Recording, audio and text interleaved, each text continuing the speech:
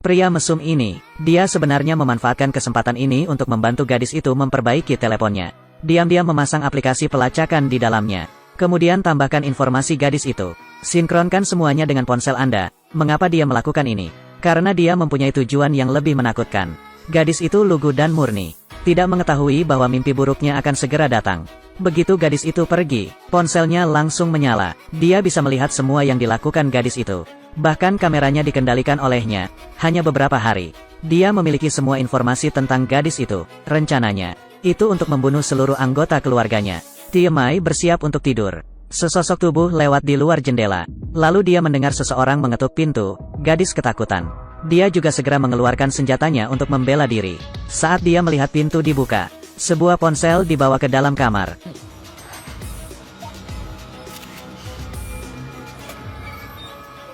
Oh, aku membunuhmu. Untungnya itu hanya temannya, teman yang sangat dekat dengannya. Namun saat keduanya sedang berbicara, ponsel Tiemai juga tiba-tiba menyala. Pria itu menggunakan ponselnya, kirim aplikasi pelacakan lain ke ayahnya. Sang ayah juga secara tidak sengaja mulai dikendalikan olehnya. Dia kemudian terus berpura-pura menjadi putrinya, mengirim pesan kurir ke ayah.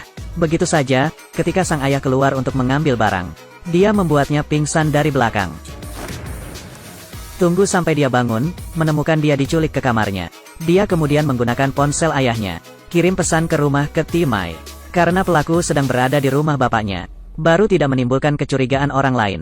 Saat ini, Tiemai masih belum mengetahuinya. Seseorang menatapku. Ketika dia sampai di ruang tamu, ayah tidak terlihat. Dia mengira ayah tertidur, jadi dia diam-diam pergi ke kamar ayahnya. Tapi saat dia mengangkat selimut, sekali lagi, hanya ada beberapa bantal di tempat tidur. Saat itulah gadis itu menyadari ada sesuatu yang tidak beres. Dia kemudian dengan cepat mengunci pintu, ambil telepon dan hubungi polisi. Namun dia tidak tahu bahwa telepon itu dikendalikan oleh pria lain. Ketika dia memasukkan nomor tersebut, teleponnya secara otomatis menghapus nomor tersebut.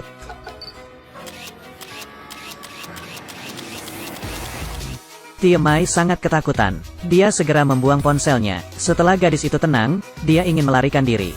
Tanpa diduga, saat dia berjalan keluar ke ruang tamu, tiba-tiba ditemukan di balik sofa, ada sesosok tubuh yang perlahan berdiri. Pria dengan ekspresi tidak berbahaya, tapi sudah ada 8 kasus yang ditangani. Meskipun Tiemai takut, dia hanya bisa berpura-pura tenang. Dia diam-diam membuka pisaunya dan memegangnya di tangannya. Yimai ingin mengambil keuntungan ketika pria itu tidak memperhatikan. Bunuh dia hanya dengan satu pukulan. Pikirannya, pria itu sepertinya memahami semuanya. Dia menyuruh gadis itu untuk tidak khawatir. Dia telah menyiapkan kejutan khusus untuknya. Ini pasti akan mengejutkannya. Sebelum dia sempat bereaksi, pria itu memasuki kamar mandi. Setelah ditemukan, gadis itu tidak lagi bersembunyi. Jadi dia segera mengambil sabit tajam. Dekati toilet secara perlahan. Tapi setelah setengah hari menunggu, dia masih bersembunyi di dalam. Akibatnya, gadis itu ditemukan melalui pintu. Ayahnya sedang berbaring di bak mandi. Ayah, jangan datang ke sini. Lepaskan ayahku, letakkan dulu. Melihat ayahnya diancam, gadis itu harus meletakkan senjatanya. Pria itu kemudian melemparkan gulungan selotip. Dia meminta Tiemai untuk mengikat kakinya sendiri. Dia tidak punya pilihan selain melakukannya. Dia melilitkannya di kakinya sehingga dia tidak bisa bergerak lagi. Sekarang berbalik, berlutut dan letakkan tanganmu di belakang punggung. Gadis itu ragu sejenak. Pria itu segera menyalakan keran air. Air terus mengalir langsung ke kepala ayahnya. Tiemai sangat khawatir kalau ayahnya akan mati di dalam air. Aku hanya bisa dengan patuh meletakkan tanganku di belakang punggungku. Dia mematikan keran lagi. Tangan Tiemai kemudian diikat erat. Dia juga menemukan pisau kecil di tubuhnya. Aku memberimu kesempatan. Jadi ini pilihanmu. Gadis ketakutan mulai menangis karena ketakutan. Dia tidak tahu apa yang akan dia lakukan padanya. Melihat peluang ada di depan mata Anda, dia tidak bisa menunda lebih lama lagi. Lalu dia menyalakan keran lagi.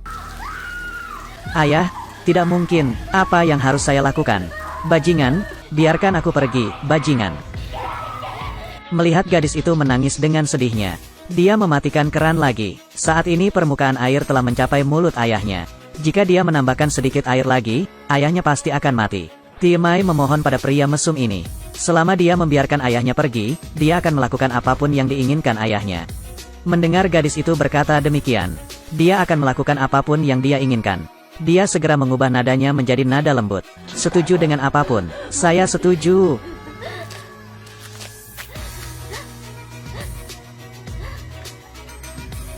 Jadi kamu bunuh dia. Kemudian gadis itu juga dilempar ke dalam bak mandi. Di atas kepalanya adalah ayahnya. Gadis itu ingin berdiri, namun tangan dan kakinya terikat, dia tidak berdaya. Semakin keras gadis itu berjuang, semakin sulit bagi ayahnya untuk tetap hidup. Melihat jari-jari ayah perlahan menegang, gadis itu tidak lagi memikirkan perlunya bertahan hidup. Namun pria di depannya terpesona dengan semua ini. Dia kemudian mengeluarkan ponselnya. Dia mengabadikan momen gadis itu tidak berdaya dan putus asa. Kemudian atur sebagai wallpaper. Dia sangat bangga. Ketika rencana pembunuhannya sempurna, dia tidak tahu kalau polisi sudah berada di luar. Namun dia cerdas dan siap. Dia diam-diam bersembunyi di balik pintu untuk menunggu kesempatan. Saat dia hendak bertindak, lemparkan. Anak laki-laki itu dengan cepat melemparkannya ke bawah. Meskipun orang-orang jahat telah diadili, namun gadis itu juga kehilangan ayah tercintanya. Menghadapi semua ini, gadis itu semakin membencinya. Dia merebut pistol dari tangan petugas polisi. Bidik dia dan tarik pelatuknya. Meskipun orang cabul ini menerima hukuman, namun sekarang adalah era ponsel pintar. Meskipun ini hanya sebuah film, tapi itu juga mengingatkan kita. Untuk orang asing, kita harus sangat waspada dan penuh perhatian. Oke, film ini berakhir di sini. Sampai jumpa lain waktu.